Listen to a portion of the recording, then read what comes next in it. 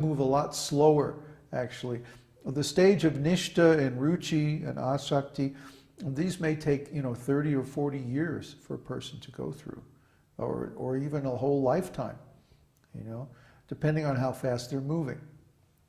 Whereas I've seen people go through from shraddha up through bhajana kriya in 3 months. So it depends on what stage we're at, how fast we're moving, how determined we are, and how much mercy we've got. Is there another question? The Gayatri mantra, is it considered Vaidhi Bhakti? Yes. Yeah, it's Vaidhi Bhakti, but the Gayatri mantra, in our lineage, we have 7 Gayatri mantras. There are many, many Gayatri mantras. Usually if you ask about the Gayatri mantra, they're talking about the Savitri Gayatri, that worships the sun. And this is the main, or actually the first Gayatri mantra, because the route to liberation, or leaving this material world, goes through the sun. When the sadhu leaves his body and he's going to the spiritual world, the first place he goes is to the sun. And then from the sun he goes to the higher planets and then out, like that. But after that, there are 6 more Gayatri mantras that we chant. And these are different levels or stages of consciousness. And you can actually feel when you're chanting, you're going through these different levels of consciousness, higher and higher. It's very beautiful. Another question? In the Gita, Krishna says that after realizing his message there is nothing more to be known.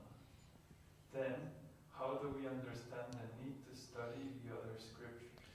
Oh, well, if you can just read Bhagavad Gita and realize everything, that's great. But in practice, it requires more detailed explanation. Bhagavad Gita is like the Reader's Digest version. It's very short. It's only, 537 shlokas or something like that. So it's a summary. It's called Gita-upanishad because it summarizes all the topics of the Upanishads, 108 Upanishads. So if you can learn something just by a summary, that means you're very intelligent. But most of us aren't that intelligent. We require a more detailed explanation. Srimad Bhagavatam is that explanation. So you'll find, even from a standpoint of plot, that Srimad Bhagavatam takes up where the Gita leaves off, or actually Mahabharata. Srimad Bhagavatam begins after the war of Kurukshetra, when the sages gathered together to hear and discuss Srimad Bhagavatam. And it begins with a little recapitulation of the history between the Kurukshetra battle and the present time, when the Srimad Bhagavatam was recited in the forest of Naimisharanya by Sutta Goswami. And that was about maybe 50 years into Kali Yuga that sacrifice began. So then it proceeds to re-examine all the points that are raised in Bhagavad Gita and explain them in much more detail. So maybe there are 500 and something shlokas in Bhagavad Gita, but there are 18,000 shlokas in Srimad Bhagavatam. So it gives much more detailed discussion. And the same topics come up for discussion again and again and again in the different cantos.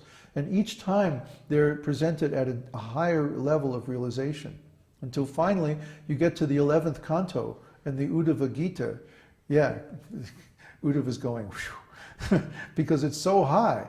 Krishna is explaining everything in a very, very intense way. The same things that he talks about in Bhagavad Gita, he explains again in Uddhava Gita. But one is preliminary and the other is final. Yeah, so we need the other scriptures, and especially Chaitanya Charitamrita. Oh, without Chaitanya Charitamrita, it would be impossible to understand the 10th canto of Srimad Bhagavatam, or the different rasas, or any of that. And Lord Chaitanya, instructing Rupa and Sanatana Goswami, he gives the deepest secrets of devotional service, the most confidential teachings that aren't even given in Srimad Bhagavatam. So we need all these scriptures to understand these things and to have authoritative references for the teachings of our lineage. Any other question? Okay. That's it? Okay. So, there's a question? What's that? It is my understanding that the artist illustrations of Bhagavad-gīta and Srimad Bhagavatam were done under the direction of Prabhupada. So why are these inaccurate? Why are they inaccurate? Why Oh. are they inaccurate? Because the artists weren't skilled enough to paint the real thing.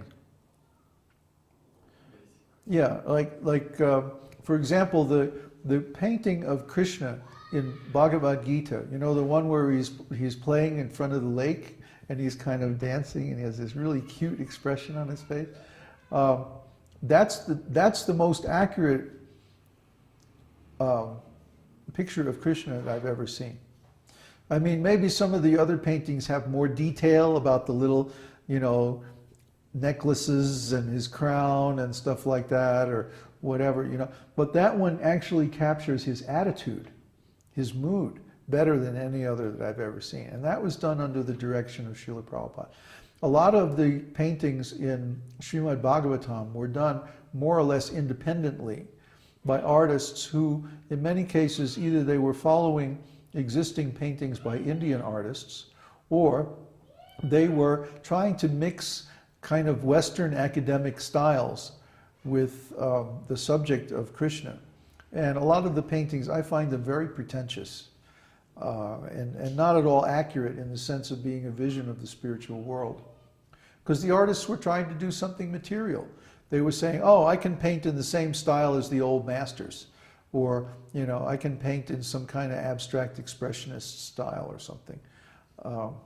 Basically trying to impress mundane people with their art, instead of trying to just give a clear vision of how the spiritual world is like. For example, in the spiritual world, there's no shadows. Everything is self-effulgent. So it's not like the light is coming from the sun or the moon. The light is coming from within everything. And I find those early paintings that were directly supervised by Srila Prabhupada have a much greater resemblance to the actual spiritual visions. Any other questions? I know sculpting Lord Chaitanya spirit term. Ah. Should I keep him bald or add Krishna hair? Do you want to sculpt him while he's a householder or after he takes sannyas? Because when he's a householder, he has long hair. When he's sannyas, he's shaved.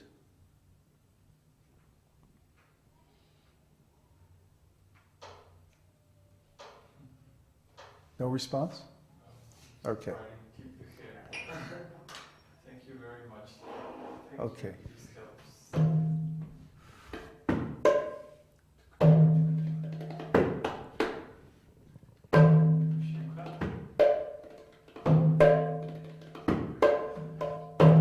Namaste Narasimhaya.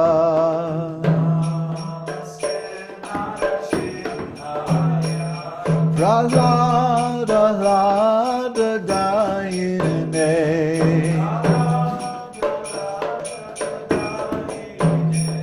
Hiranyakashipu Vakshaha. Slower.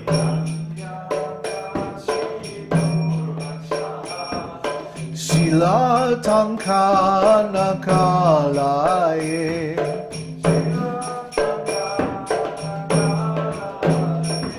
Ito nrishingha parato nrishingha.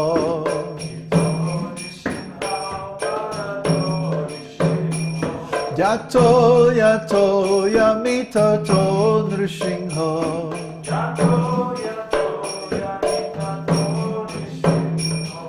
Ahir nrishingha hridaye nrishingha.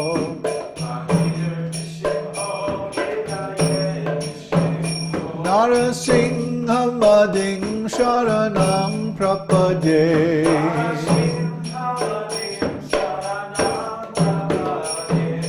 Tava Kara Kamalavare Nakam Adbhuta Shringam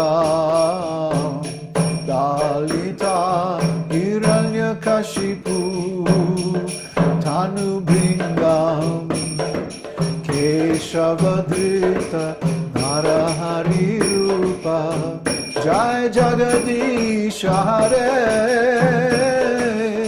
Jai Jagadish Hare Jai Jagadish Hare Tavakara